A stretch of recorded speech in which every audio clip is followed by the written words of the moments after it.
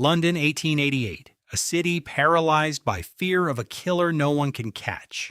And yet, newspaper sales doubled. People couldn't stop reading about him. Sounds familiar? It should. You're doing the exact same thing right now. Different century, same brain, same irresistible pull toward the darkest stories we know. So today we're answering the question everyone's afraid to ask out loud. Why does your brain love serial killers? Let's get into it. Theory 1. It's not modern, it's ancient. Literally caveman old. Picture an early human frozen at the mouth of a cave listening to a growl. The ones who froze and paid attention?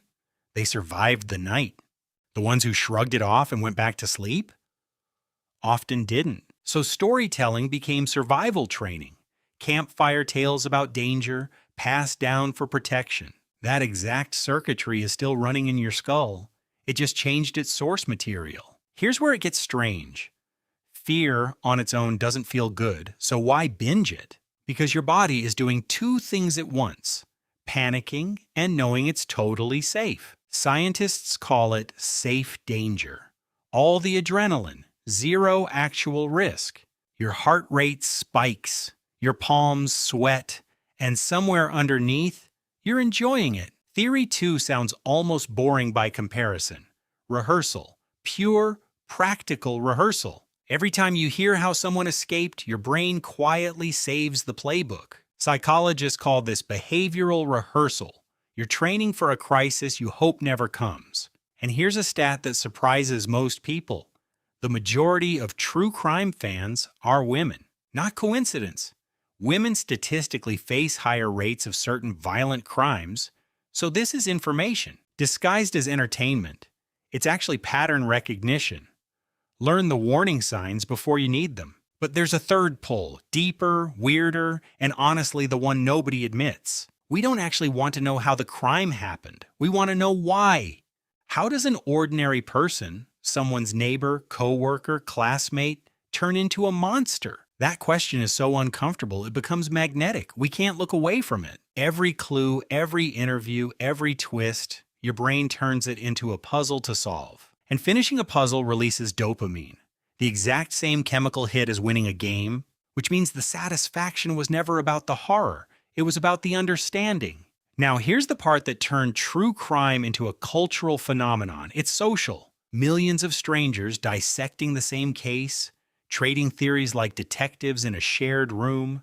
Talking about fear together makes it smaller. Shared dread is somehow easier to carry. Which brings us back to London, 1888. Same crowd around the newsstand. Same hunger. People traded theories about the Ripper in pubs the same way we trade them in comments. The format evolved. Paper became podcasts. The instinct underneath never changed at all. But, and this matters, this fascination has an edge. And it's easy to cross. Binge it late at night, episode after episode, and the rehearsal stops feeling like training. It starts feeling like the danger is everywhere. Permanent, inescapable, always one step behind you. Here's the twist. Violent crime has been dropping for decades, almost everywhere on Earth. The world is statistically safer than it's ever been. Our gut feeling just didn't get the memo. That gap between the facts and the fear is exactly where true crime can trap you. So here are 3 honest signs you've crossed from curious into overloaded. 1. Anxiety that lingers with no clear trigger you can actually point to. 2. Intrusive thoughts about a case creeping into work, conversations, everyday focus. 3. Avoiding ordinary places, parking lots, walks, being home alone because of what you watched. None of that means you're broken. It means your nervous system is asking for a break. The fix is almost embarrassingly simple. Alternate genres. Heavy episode, then something light. Give your nervous system permission to stand down. It's still doing its job either way. Zoom out, and this isn't really about murder at all. It's about being human. Curiosity, pattern seeking. The drive to understand danger before it ever finds you. From a fire at the mouth of a cave to a phone glowing at midnight. Same instinct, same species, just a completely different campfire. So next time someone asks why you're obsessed with murder shows, you've got the receipts.